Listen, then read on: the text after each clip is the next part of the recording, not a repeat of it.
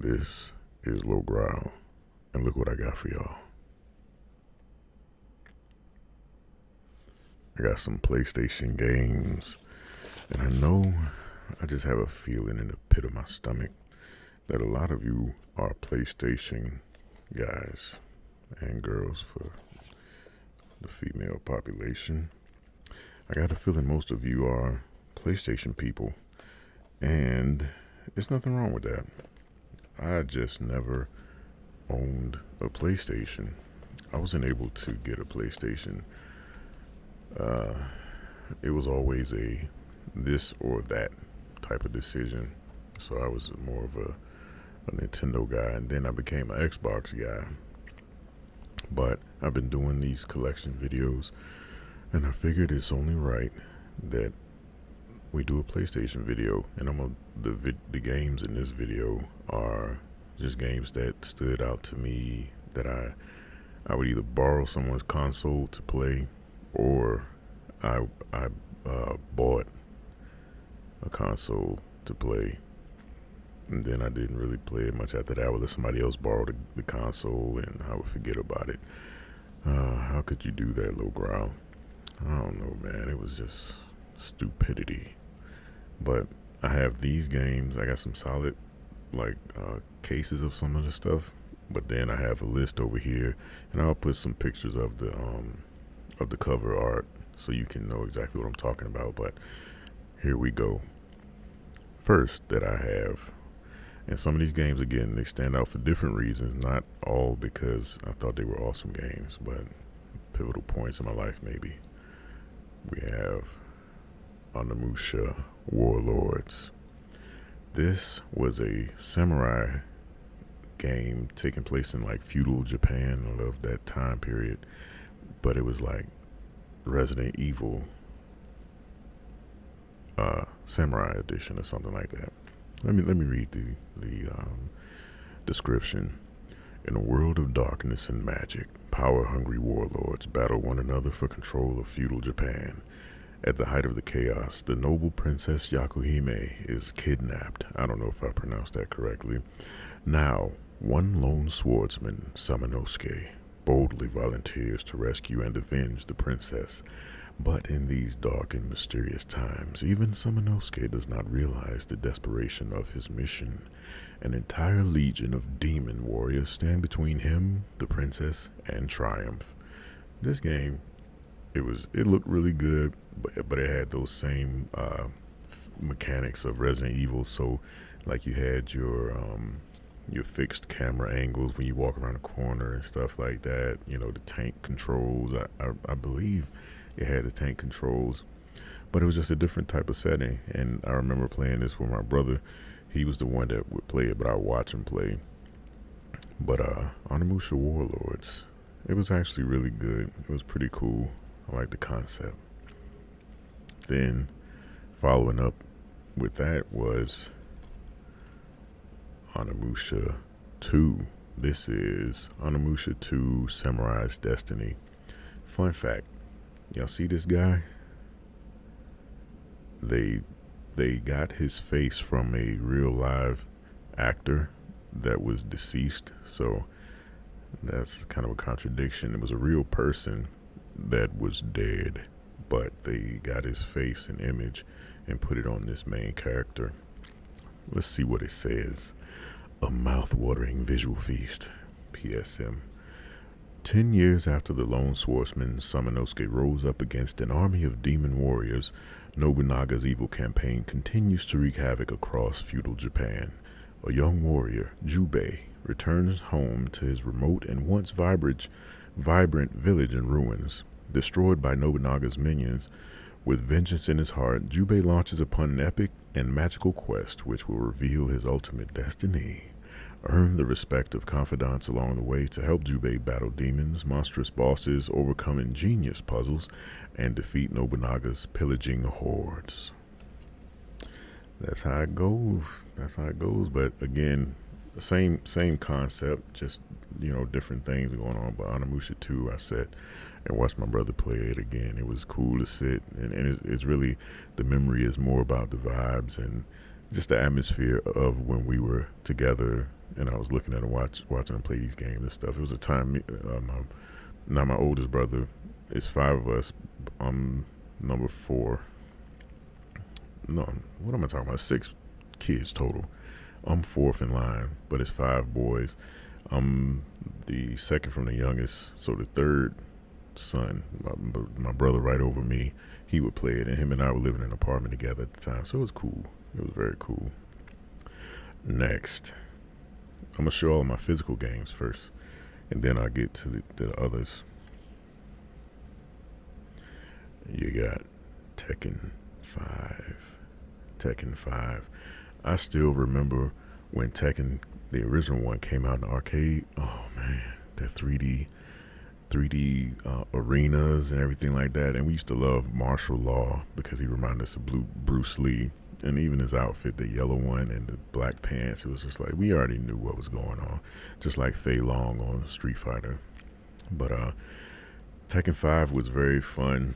And I ain't gonna lie, a lot of times it was straight up button mashing to see who could land the most hits, and then you find a little combo that works and you just spam the crap out of it, and a lot of times you win. But this was absolutely good times. And in Tekken 5, they had gotten to the point where it wasn't so polygonal looking. They had smoothed out the graphics and stuff. Come on. Now, of course, the artwork is always better than the in-game footage, but still, it was, man, PlayStation 2, man, what a time. Even PlayStation 1, it was just, I got a game for you from PlayStation 1, and y'all are gonna chuckle when y'all hear what happened with this very popular game. Next game, and it's a reason I'm not eating my sour twin snakes. Believe me, they are in my heart. But I'm trying to get my life together, trying to get my fitness together, so we gotta bypass the sugar for now. Devil May Cry. Our guy. Alright, let's read what it says. Legends. Legend tells, well, let's do the whole thing, might as well, right? Half man, half demon, pure vengeance. Legend tells of 2 millennia ago, in the darkest reaches of hell, a demon swordsman named Sparta awoke to justice and rebelled against the devil to wage a one-man war to save the human world from damnation. Now, 2,000 years later, a dark figure named Dante finds clues that the devil is rallying to rise up against mankind. Who is Sparta, and how does Dante fit into this gothic puzzle? Deep within Dante's blood lies the power of ancient demons and the key to defeat the horde of the dark realm. Somewhere between a man and a demon lies our only chance for salvation. If he succeeds, the devil may cry. Let's bring the devil to tears, y'all. But yeah, when this came out, oh man, Dante was one of the coolest characters I've ever seen. He had the guns, he had the sword, he was a bit special. And this was a great time of creativity and new IPs and different things coming out. You know what I mean? New AAA stuff coming out. It was just a good time in gaming, in my opinion. And y'all gonna see that in my other games that I got listed. I wish I had the physical copies. I used to have physical copies of everything I'm gonna share with y'all. But again, this was back in the 90s and stuff. And I just don't have all of it. All right, next up. This franchise is very close to my heart. I was the one in my family to put on everybody else to this franchise. I thought it was so dope. I think I saw some footage and I read an article about it, and I was so intrigued. I was like, I have to play this game. This sounds unreal. And this game was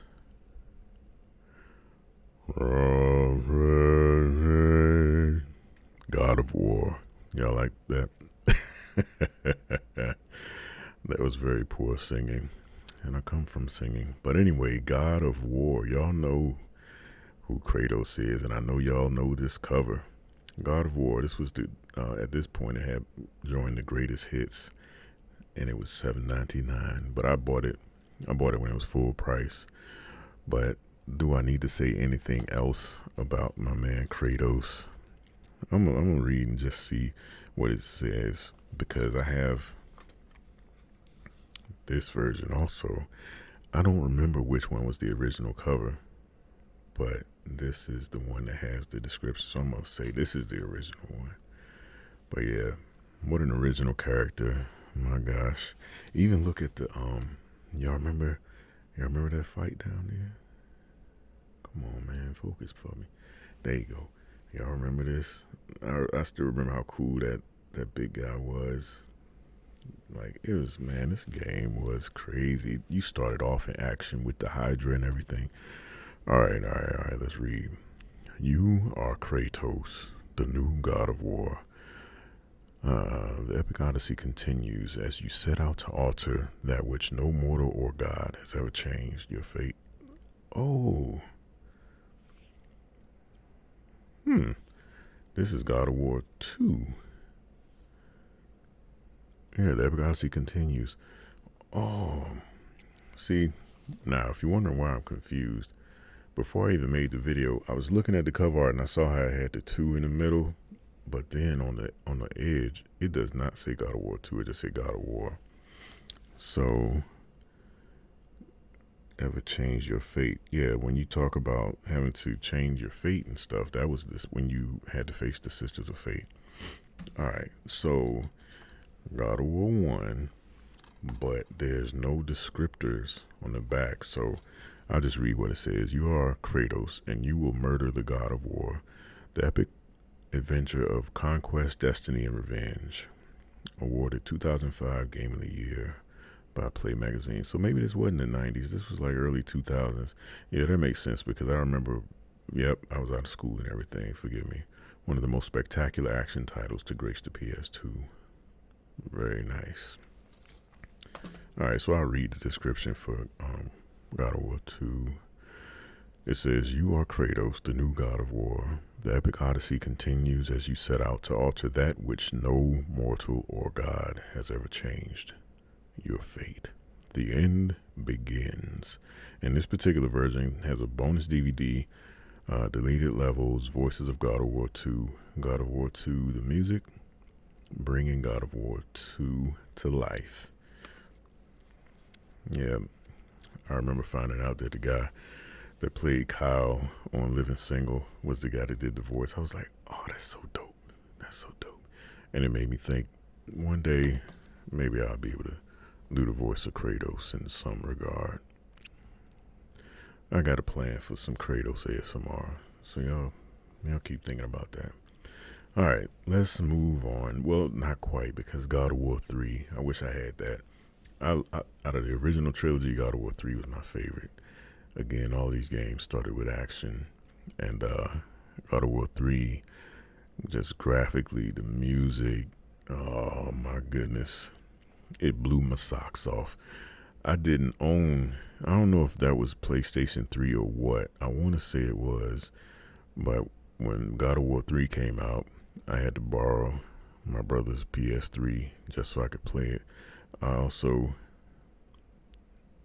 We'll get to it.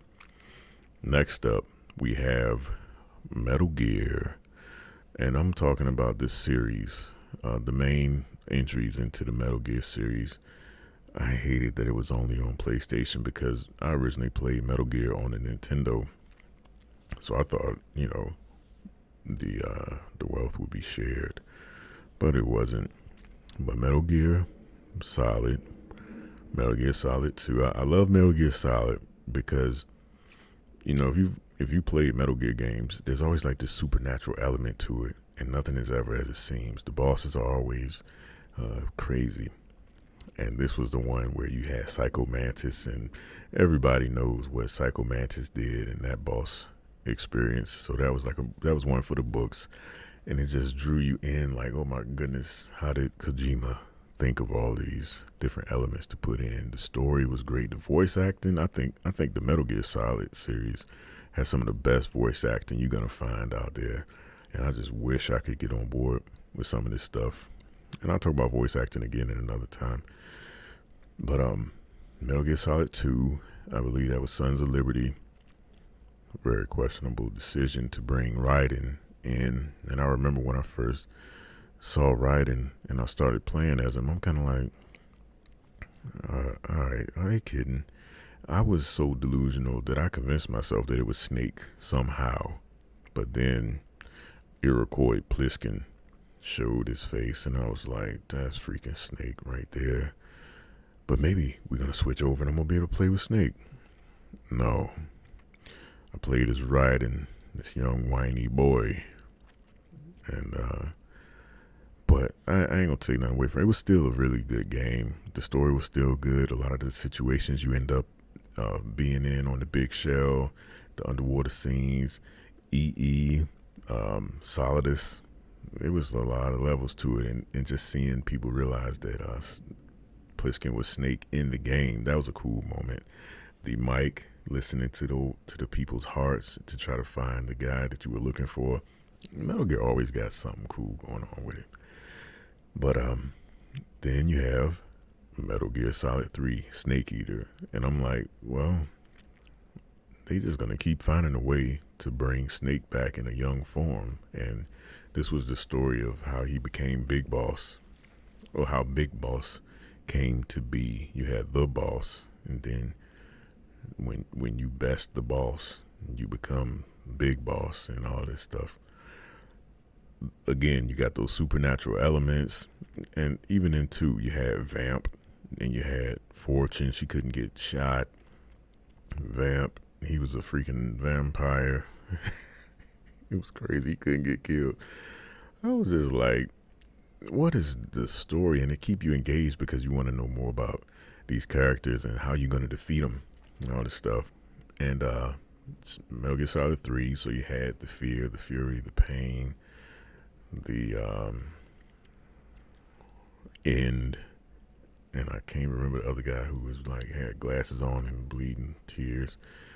But yeah, this game was awesome as well. And I'm just to get through the video, y'all know what I'm saying. Metal Gear Solid 4, I had to borrow my brother's PlayStation. I want to say it was PlayStation 4. Might have been PlayStation 3. But when Metal Gear Solid 4 came out, you played as old Snake. It made me a little bit sad because I'm like, man, this dude getting ready to perish and expire. And this is probably my least favorite of all of them, honestly. But again, I had to play it because I'm a Metal Gear fan, so I played that.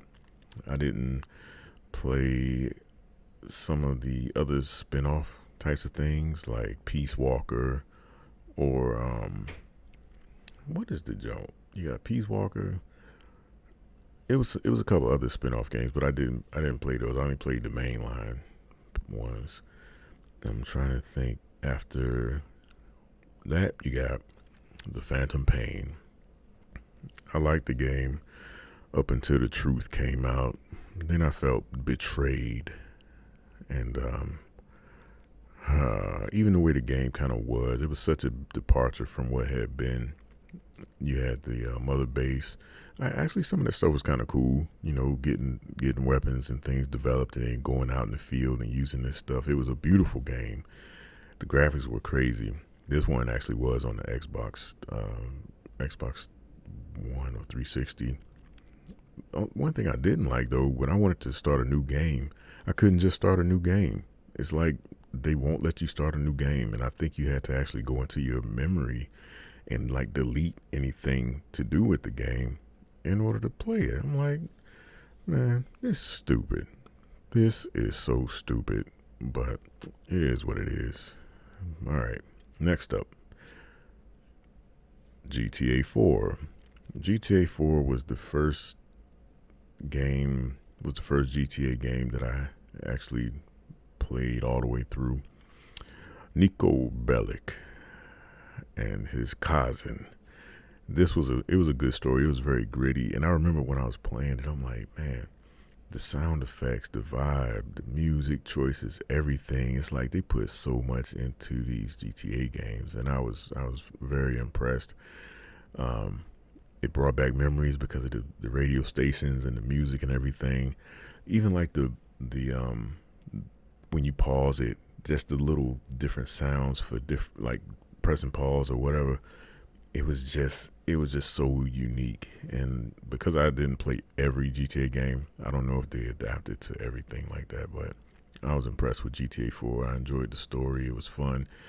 The driving, I didn't really like the driving too much. It just didn't, I don't know, it just seemed unfinished. It didn't seem polished. Like in GTA 5, the driving is great. Pretty much everything about that one is great, but it was just slippery when you were driving in GTA 4 and trying to shoot people and stuff. It was just too difficult with the driving, but maybe I'm just a sucker. Next up, we have Sly Cooper. Y'all remember Sly Cooper?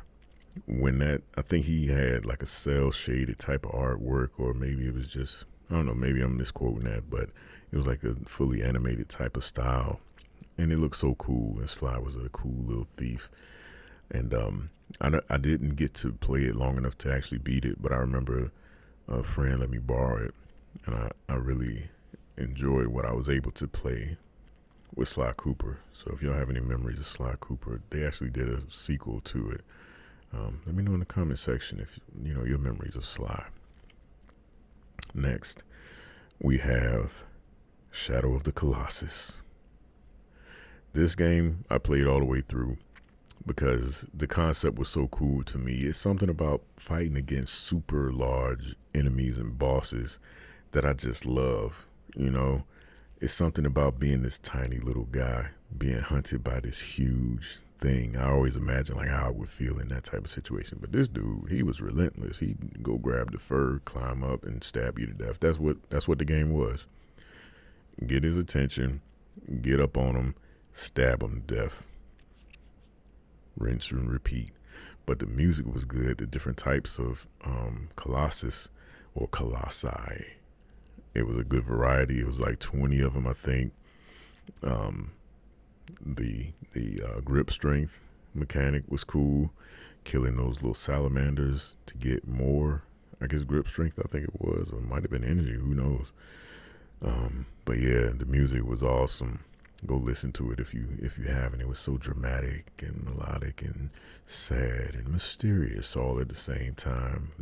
Old boy was trying to resurrect his girl, and he had him and his horse. And I loved how he would hold his sword up in the air, and the light would focus in when you were going in the right direction towards the next Colossus. All right, I'm trying to keep the video. Dang, this is on 23 minutes right now. I'm trying to keep it under 30. All right, what do we have next? This will be the last one. I'll stop with this one. I got more, but Resident Evil. PlayStation 1, very first Resident Evil. And my cousin's boyfriend, now husband of many, many years, I think 20 plus years, when they were dating still, he had his PlayStation and he brought it over. I was staying the night at my cousin's house. He brought his PlayStation over there. So it was actually me, two of my brothers, and my cousin Nick, and he's like my brother. So it was the four of us. He let us play the PlayStation. He left, gave us full control. We were so dumb. We connected it. The original PlayStation had the 3 prongs, the red, white, and yellow. We didn't realize you had to match those up with the back of the TV plugs, the inputs. So we had video, but we had no audio. So we sat there playing this game. We didn't have a memory card either. So we just would go as far as we could, get killed, and it had to start from the beginning. But we played with no audio, and we're still terrified. Like, we still remember when the Doberman jumped through the window, and it was just like, it was crazy. I remember we got decapitated by the hunter. It was wild, and I'm just like, basic zombie scared the crap out of us. And when we finally figured out how to get the sound, that amplified it times 1,000. But again, we only got to play it for that weekend, and we didn't have a memory card. But man, that game, it changed things. It really did. And y'all see now what Resident Evil blew up to be. But yeah, Resident Evil, what an awesome game. And the concept is just dope. Night of the Living Dead style. The only Resident Evil I've actually ever played and completed was Resident Evil 4. I loved it. It was cool. I was shook. I ain't gonna lie. Let me be honest with y'all. I only finished Resident Evil 4 because I had a game guide telling me step by step what to expect, what weapons and everything. Yeah. Roast me in the comment section. I just don't do horror games, man. I don't like the feeling of being scared. But that was so many years ago. Now I'm just wondering, like, should I play through one of these other ones? But then, y'all remember Resident Evil 7 when you was in the house with the crazy family? That proved to me that even in my adulthood, Resident Evil is scary as crap, and I don't really want to put myself through it. Thank you all for watching. That's the end of this PlayStation highlight reel.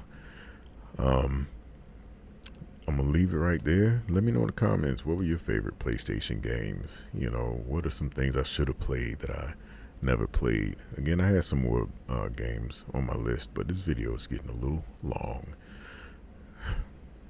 Have a good rest of your day. Peace.